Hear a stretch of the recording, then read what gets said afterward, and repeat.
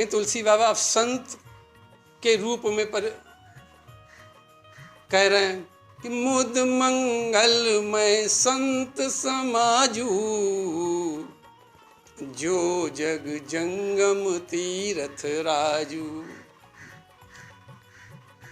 मुद मंगलमय संत समाजू, संतों के समाज और इधर प्रयागराज, दोनों की तुलना कर रहे हैं कि प्रयागराज एक तरफ है, दूसरी तरफ संतों का समाज है। कमुद मंगलमय संत समाजू, जो जग जंगम तीरथ राजू। का प्रयागराज में 3 धाराएं हैं, गंगा जी की धारा, यमुना जी की धारा और गुप्त रूप से सरस्वती जी की धारा। और साधुओं के समाज में भी 3 धाराएं, कर राम भगति जहां सुर सरी धारा। राम भक्ति को गंगा जी कहा गया है। गंगा जी भी भगवान के चरणों से निकली है और भक्ति भी भगवान के चरणों से निकली, दोनों में समानता है। तो वहां प्रयागराज में तो गंगा जी बड़े वेग से बह रही हैं। यहाँ साधुओं के समाज रूपी प्रयाग में, साधुओं का समाज रूपी प्रयाग है, इसमें राम की भक्ति की धारा बड़ी प्रबल है। वहाँ गंगा की धारा प्रबल है तो यहाँ राम की भक्ति की धारा प्रबल है। यानी राम कथाएं साधु बहुत कहते हैं। धारा प्रबल है और भक्ति वैसे ही प्रबल होती है। वहाँ गंगा जी का रंग श्वेत है, यहाँ भक्ति का भी रंग श्वेत है। वहाँ यमुना जी भी हैं, यहाँ साधुओं के समाज में राम भगति जहाँ सुर सरी धारा, सरसई ब्रह्म विचार प्रचारा, विधि निषेध में कलिमल हरनी, कर्म कथा रवि नंदन बरनी। वहाँ यमुना जी हैं श्याम वर्ण की प्रयागराज में, और यहाँ कर्म कांड की कथा, विधि निषेध की कथा। देखो कर्म कांड में थोड़ा अहंकार है इसलिए, और अहंकार का रंग काला है। वहाँ यमुना जी श्याम रंग लिए हुए हैं, यहाँ अहंकार कर्म कांड का भी श्याम रंग लिए हुए हैं। दोनों में समानता है। विधि निषेध की जो कथा है वही यमुना जी, जो साधु समाज में विधि निषेध की कथा है। अब देखें विधि और निषेध की कथा के मानस में आपको बताएं एक आध उदाहरण। ऐसे विधि कर्म कांड की कथा में, कर्म कांडों के वर्णन में विधि और निषेध है, लेकिन मानस में आपको विधि निषेध बताएं। शिव जी के ने सती काल में बहुत समझाया सती को, तो कर लाग न उपदेश, जदपि कही शिव बार बहु, बोले बिहसी महेश, हरि माया बल जान जिय।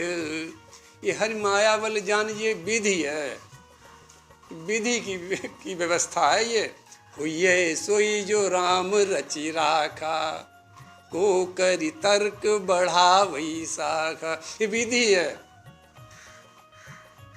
और निषेध क्या फिर? यही तन सती भेंट मोहिनाई, शिव संकल्प कीन मन माई। ये निषेध है। यही तन सती भेंट मोहिनाई,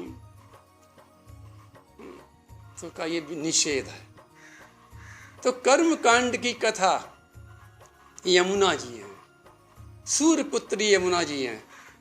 वहाँ सूर्यपुत्री यमुना जी बह रही हैं। यहाँ साधु समाज के प्रयाग में कर्म कांडों की भी कथा है, कहते हैं, उसमें विधि निषेध की भी कथा कहते हैं। और प्रयागराज में सरस्वती जी गुप्त रूप से हैं,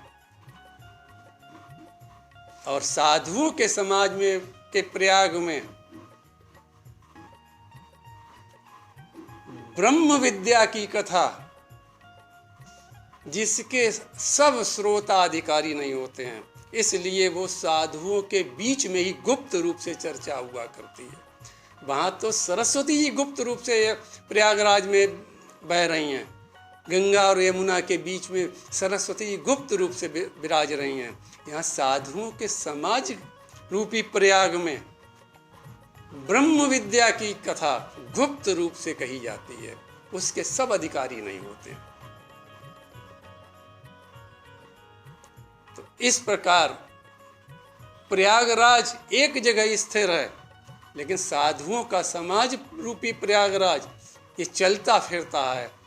ये फर्रुखाबाद में भी, दिल्ली ख्याली में भी आ सकता है। प्रयागराज के लिए आपको जाना पड़ेगा, धन खर्च करना पड़ेगा, शरीर को कष्ट उठाना पड़ेगा, परिवार की व्यवस्था करनी पड़ेगी, देखभाल की, समय वहाँ देना पड़ेगा प्रयागराज में। लेकिन साधुओं का समाज रूपी प्रयाग तो आपके घर घर, मोहल्ले मोहल्ले में, गांव गांव, गली गली में प्राप्त हो जाता, सुलभ हो जाता कि सब ही सुलभ सब दिन सब देशा, कि सबको सुलभ है, चारों वर्णों में कोई भी हो सबको सुलभ है। प्रत्येक दिन है, ऐसा नहीं सोमवार मंगल को ही हो, रविवार को ही हो, प्रत्येक दिन सुलभ है साधुओं का समाज रूपी प्रयाग। सब देश में प्रयागराज तो एक जगह स्थिर है, लेकिन ये देश और विदेश, गांव गली, हर जगह आपको मिल जाएगा।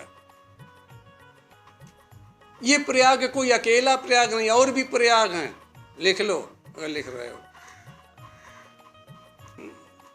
देव प्रयाग, विष्णु प्रयाग, रुद्र प्रयाग, कर्ण प्रयाग, नंद प्रयाग, 5 प्रकार के प्रयाग और भी हैं।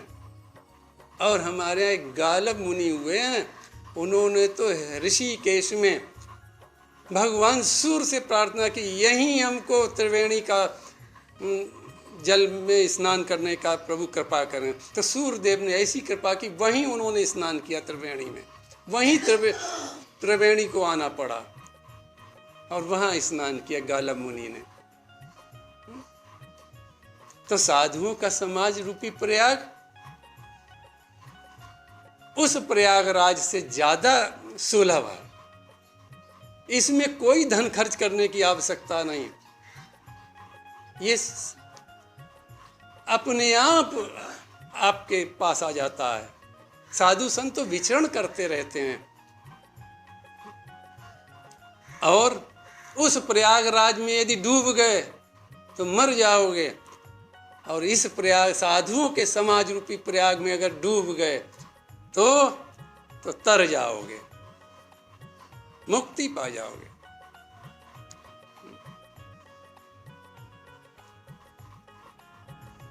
तो ये साधुओं का समाज रूपी प्रयाग सरल है, उस प्रयागराज से ज्यादा लाभकारी है हम सब जीवों के लिए।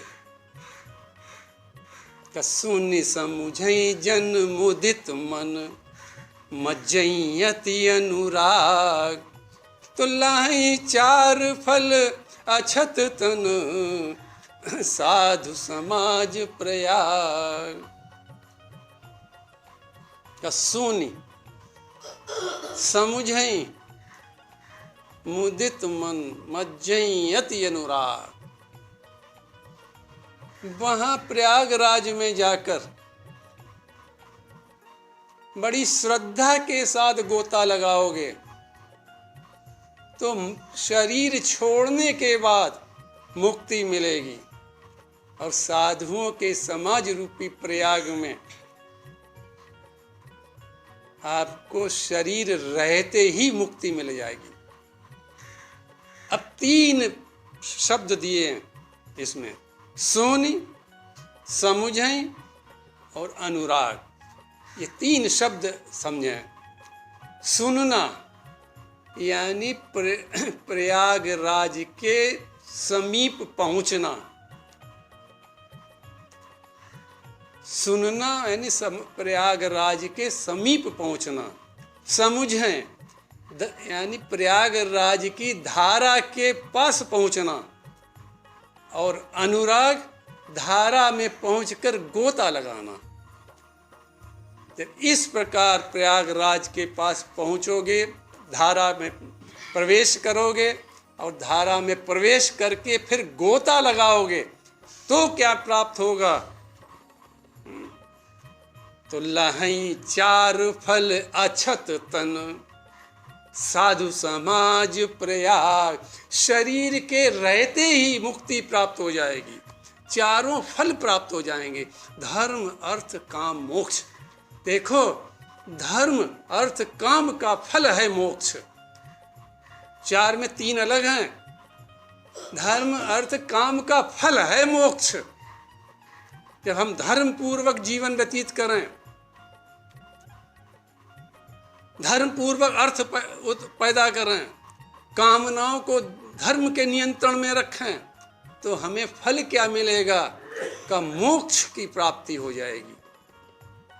तो कर साधुओं के समाज रूपी प्रयाग में साधुओं के पास जाना, उनकी बात सुनना, यानी उनके मुखारविंद से जो कथा निकल रही है उसको, उसके पास पहुंचना, उस स्थान पर पहुंचना।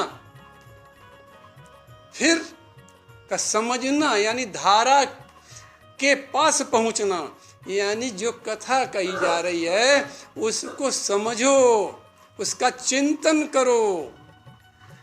फिर अनुराग, अनुराग के माने गोता लगाना, यानी उस कथा में आप डूब जाओ, कथा में आनंदित हो जाओ, आनंद हो जाए, सारी बाहर की चेष्टाएं समाप्त हो जाएं उस समय, सारी इंद्रियां कथा की तरफ लग जाएं। यह है मज्जयति अनुराग। तो जब इस प्रकार साधुओं के समाज में कथा सुनोगे, चिंतन करोगे, डुबकी लगाओगे, तो फल क्या मिलेगा? का कि धर्म अर्थ काम का जो फल मोक्ष है वो शरीर के रहते ही मिल जाएगा।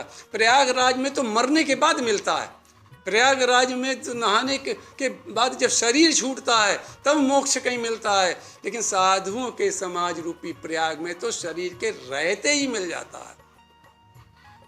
जब तुलसी बाबा ऐसा कह रहे थे तो एक भक्त ने पूछा, बाबा जीवन तो बहुत लंबा है, मान लो 100 साल की उम्र है, तो कब मिलेगा, कब तक इंतजार करें? तो तुलसी बाबा कहते, कोई इंतजार करने की जरूरत नहीं है। जैसे ही तुम गोता लगाना शुरू कर दोगे तुम्हें फल तुरंत प्राप्त होगा। मज्जन फल पे खई तत्काला। अरे का स्नान करने का फल तुरंत है।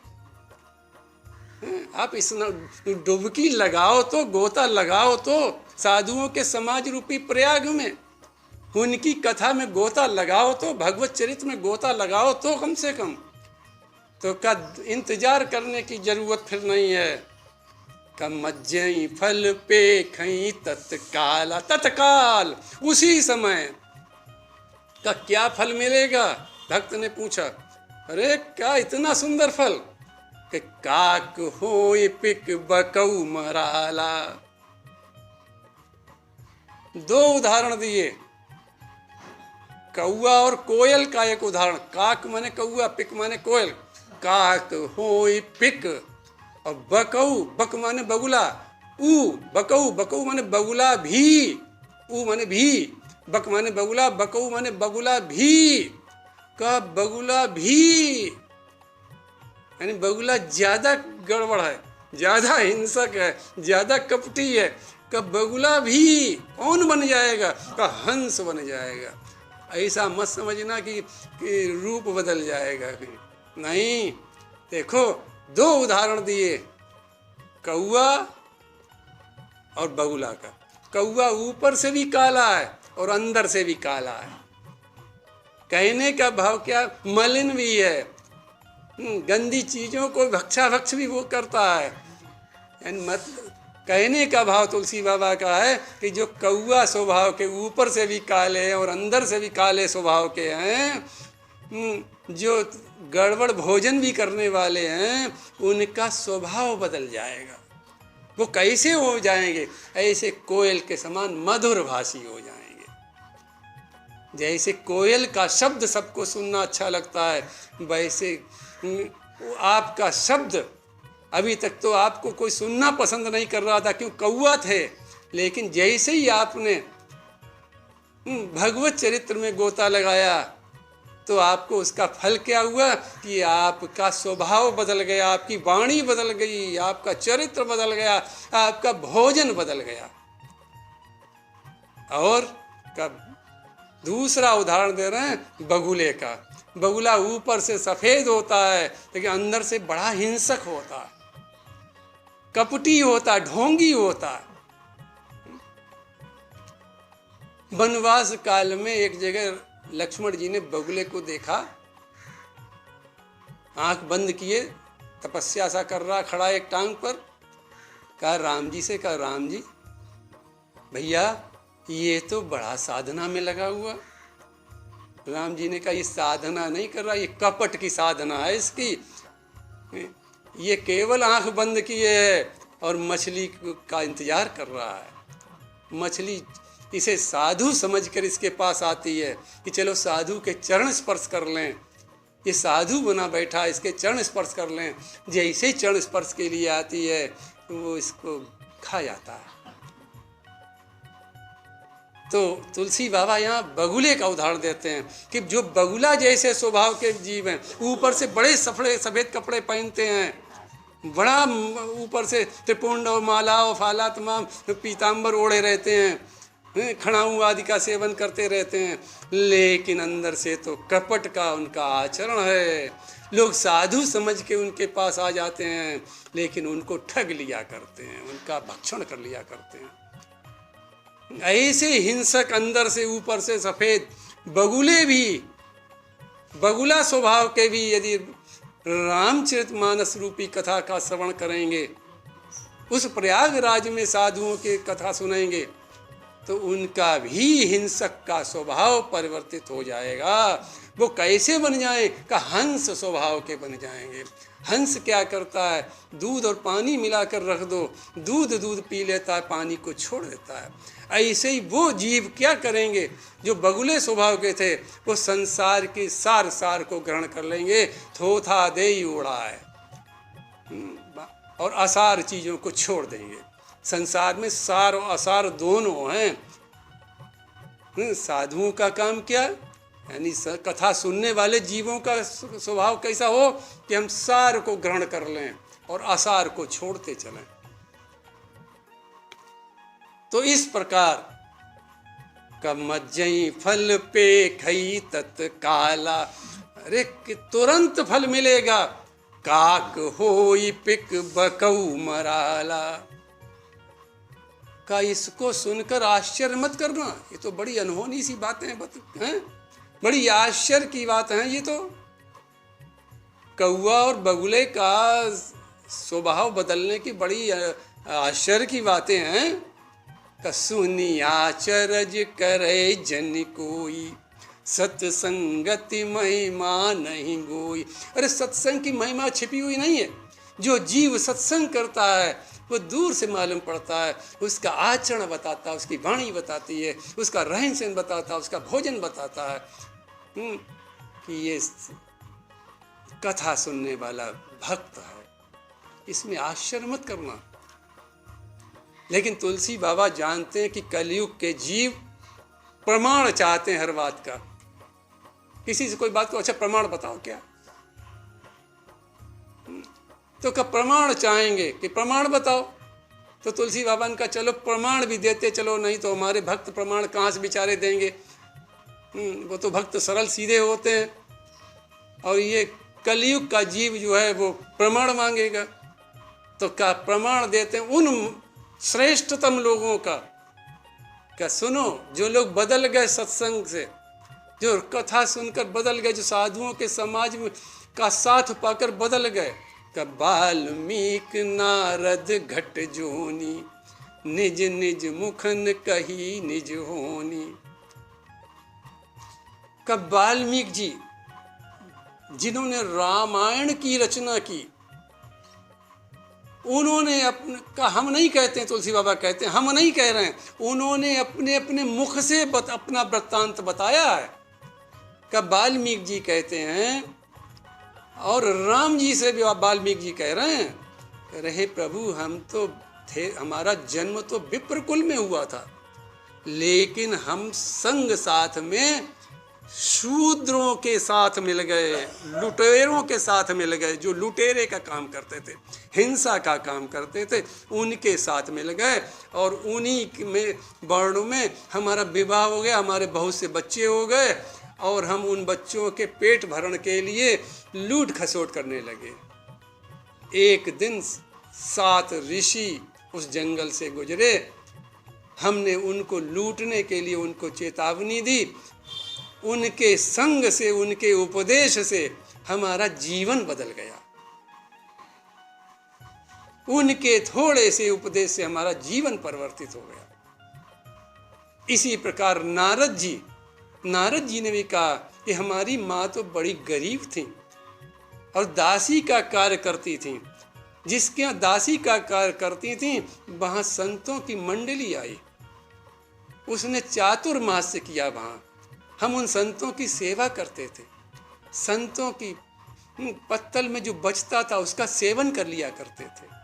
हमारी बुद्धि धीरे धीरे निर्मल होने लगी, भगवत चरित्र में लगने लगी, और उनके मुखारविंद से जो कथा निकलती थी उसको सुनते थे, आनंद आने लगा।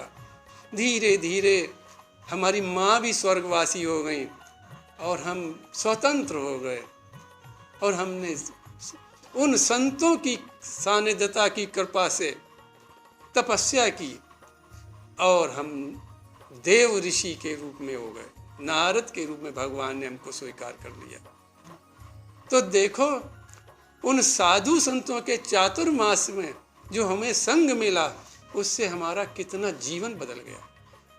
तीसरा उदाहरण देते हैं अगस्त ऋषि का, घट योनि।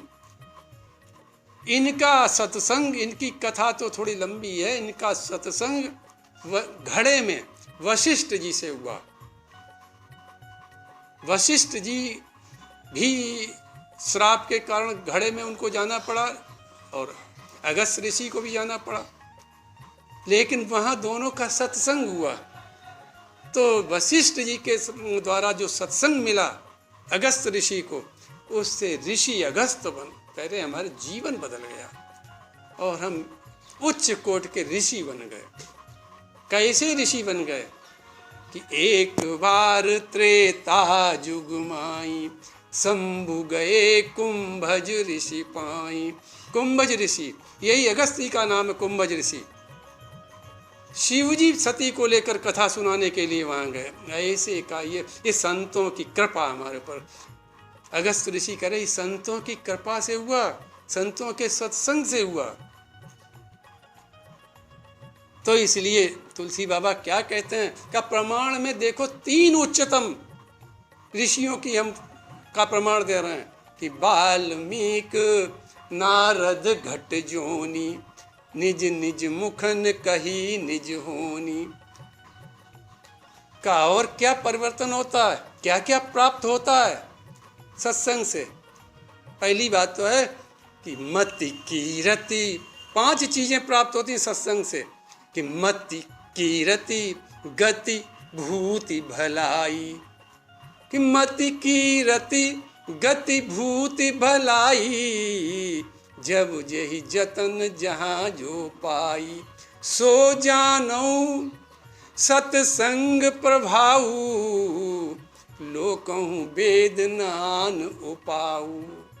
का ये 5 चीजें कि मति, कीर्ति, गति, भूत वैभव और भलाई, जीवन की सदगति, ये पांचों चीजें जब किसी ने पाई हैं तो सत्संग के द्वारा ही पाई हैं।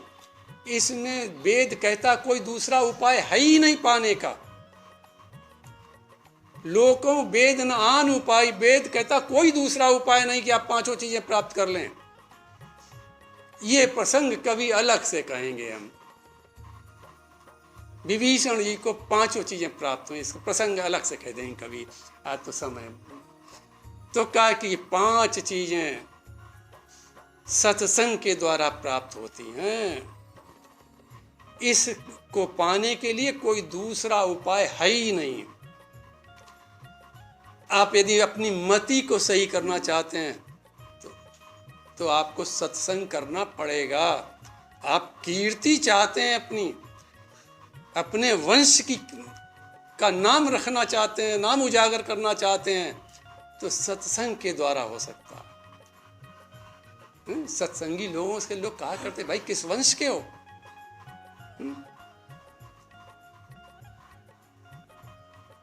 और यदि मरने के बाद गति भी चाहते हो, सदगति मिल जाए, भगवान का धाम मिल जाए, तो सत्संग उसके लिए आवश्यक। वैभव भी चाहते हो कि हम संसार में फले फूलें, हमारा परिवार फले फूले, हमारी गृहस्थी फले फूले खूब, तो इसके लिए भी आपको सत्संग करना पड़ेगा। सत्संग देगा। और जीवन की भलाई भी चाहते हो, जीवन में भला चाहते हो, तब भी सत्संग आवश्यक है। तो कमति कीरत गति भूति भलाई, जब जेहि जतन जहाँ जेहि पाई, सो जानो सत्संग प्रभाऊ, लोकों वेद नान उपाऊ। का और एक बड़ी डंके की चोट पर तुलसी बाबा कहते हैं कि बिनु सत्संग विवेक न होई।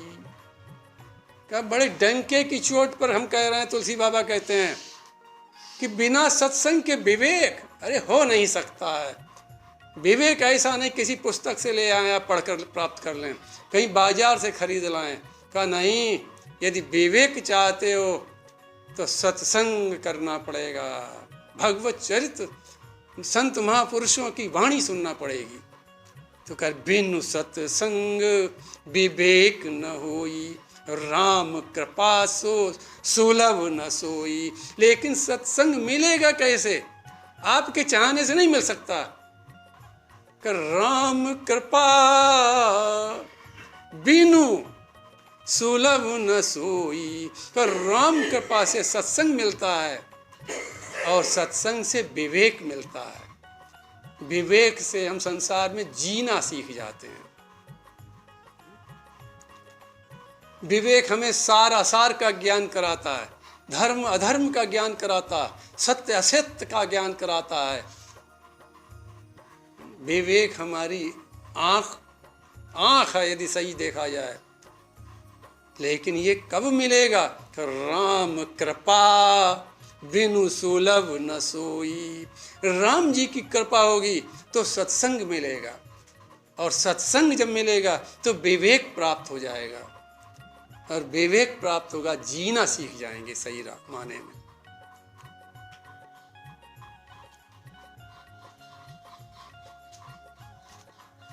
कह रहे कि इन साधुओं के चरित्र का वर्णन तुलसी बाबा कहते हम तो करने में बड़ा असमर्थ हैं। कविधि हरिहर कवि को विद्वानी, कहत साधु महिमा सकुचानी। सो मोसन कही जात सो कैसे, साक बनिक मन गुण गण जैसे। करे इन साधुओं के चरित्र, अरे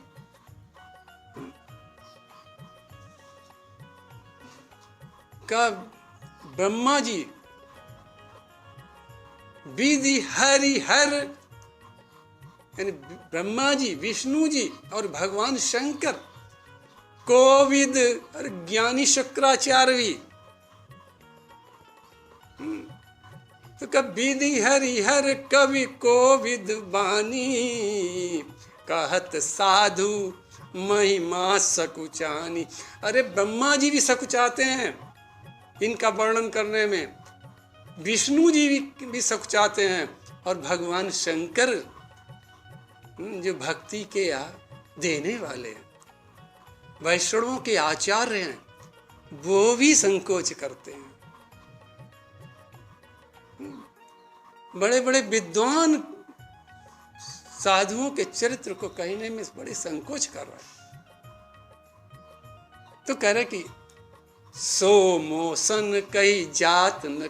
अरे ऐसे जब उच्चतम देव जो हैं साधुओं का चरित्र कहने में सकुचा रहे हैं, तो हमारा जैसा तुलसीदास जी कहते हैं कि यह सबसे छोटा जीव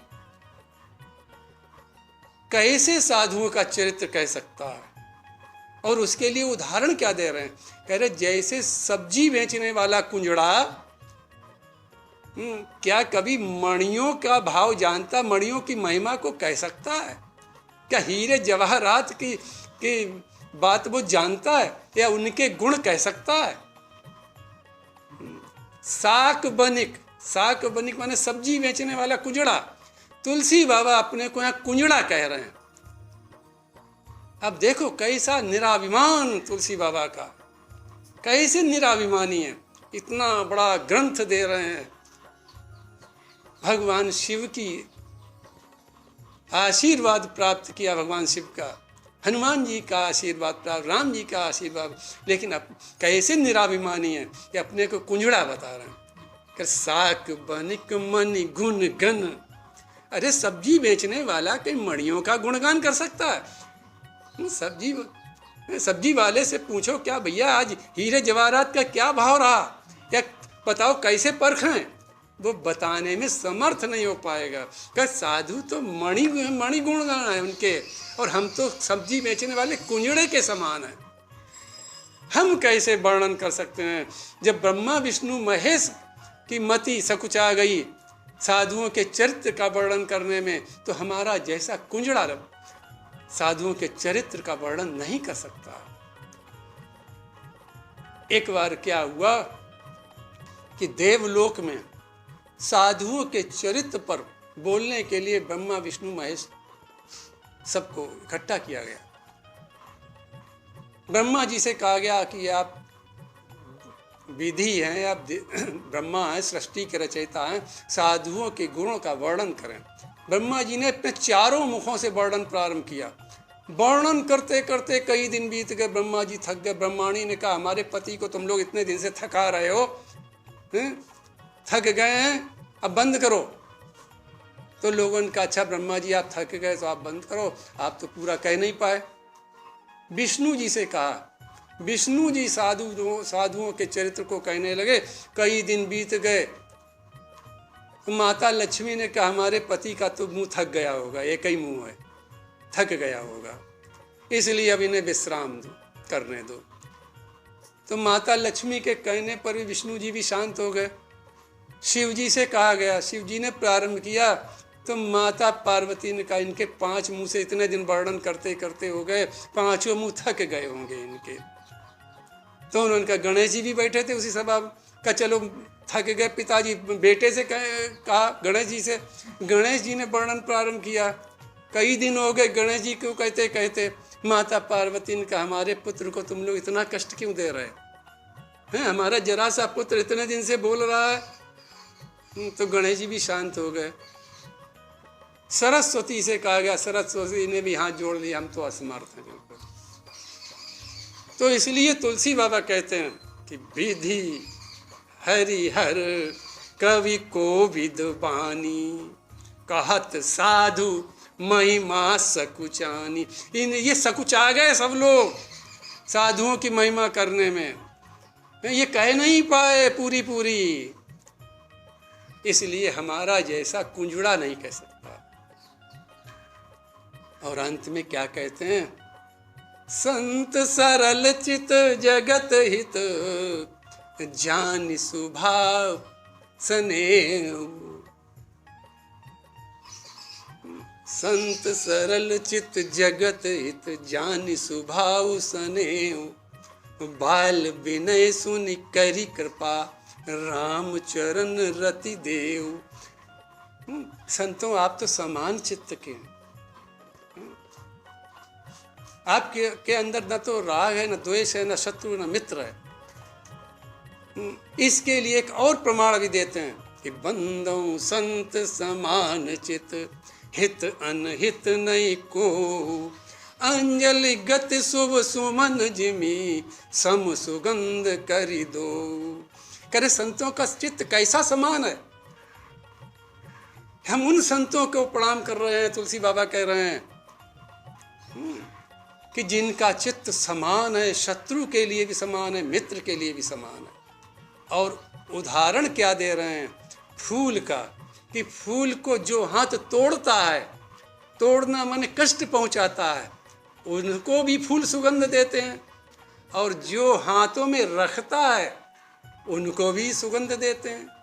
यानी एक हाथ तोड़ने वाला है, एक हाथ रखने वाला है। एक हाथ कष्ट देने वाला है तो एक हाथ सम्मान देने वाला है। लेकिन फूल क्या करता है, जब अंजलि में रखो, उंजलि में रखो, तो दोनों हाथों को सुगंध दे देता है। वो शत्रु और मित्र का भाव नहीं रखता है कि इसने तो हमको तोड़ा, इस हाथ में तोड़ा तो इसको सुगंध न दें, ये सम्मान दे रहा इसलिए से सुगंध है। लेकिन का फूल ऐसा कार्य नहीं करता है। फूल तो समान व्यवहार रखता है। जो एक हाथ तोड़ रहा है उसको भी सुगंधित कर देता है, और जो अपने हाथ में स्थान देता है, सम्मान से रखता है, उसको भी सम्मान देता है, उसको भी सुगंध देता है। तो का संतों का चित्त कैसा है, इस फूल के समान चित्त है। न उनका कोई शत्रु है, शत्रु से भी वो प्रेम करते हैं, शत्रु के साथ भी परहित का व्यवहार करते हैं, और मित्र के साथ भी परहित का व्यवहार करते हैं। इसलिए तुलसी बाबा क्या कहते हैं कि हम ऐसे संतों को प्रणाम करें। बंदों संत समान चित, हित अनहित नहीं को, जिनका न कोई हितैषी है, न अनहिती है कोई, न अहित करने वाला वो समझते हैं, न कोई हित करने, सबको समान दृष्टि से देखते हैं। ऐसे संतों को हम प्रणाम करते हैं। हे ऐसे संतों, संत सरल चित जगत हित। आपका तो अवतार जगत के हित के लिए हुआ है। जान सुभाव सनेऊ, तो बाल विनय सुन करी कृपा, राम चरण रति देव। हमारे इस बालक की, तुलसीदास बाबा अपने को बालक कह रहे हैं, कह रहे कि हमारी बाल विनय सुन लें। जिस प्रकार माता पिता अपने छोटे से बच्चे की तोतली भाषा भी समझ लेते हैं, जो बालक का तोतरी बाता, सुने मुदित मन पितु अरु माता। बच्चा छोटा होता तोतली भाषा में बोलता है, लेकिन माता पिता उसको समझ लेते हैं। ऐसे ही है संतों, हम तो आपके सामने छोटे से बालक हैं। तुलसी बाबा कहते हैं हम तो छोटे से बालक हैं। हमारी इस तोतली भाषा, हमारी ये विनय तोतली भाषा है, ये हम विनय नहीं कर पा रहे हैं आपसे। साधुओं से क्या विनय कर पाएंगे शब्दों से, जिनकी महिमा का कोई वर्णन नहीं कर सकता है, हम क्या विनय कर पाएंगे। इसलिए हमारी तोतली भाषा को सुनकर आप समझ लेना, विनय समझ लेना, और हमारे ऊपर कृपा करना। और कृपा में हम क्या चाहते हैं, राम जी के चरणों की रति हमें दे देना, क्योंकि आप तो भगवान की भक्ति के भंडार हैं। अपने भंडार से राम जी के चरणों की भक्ति हमें प्रदान कर देना।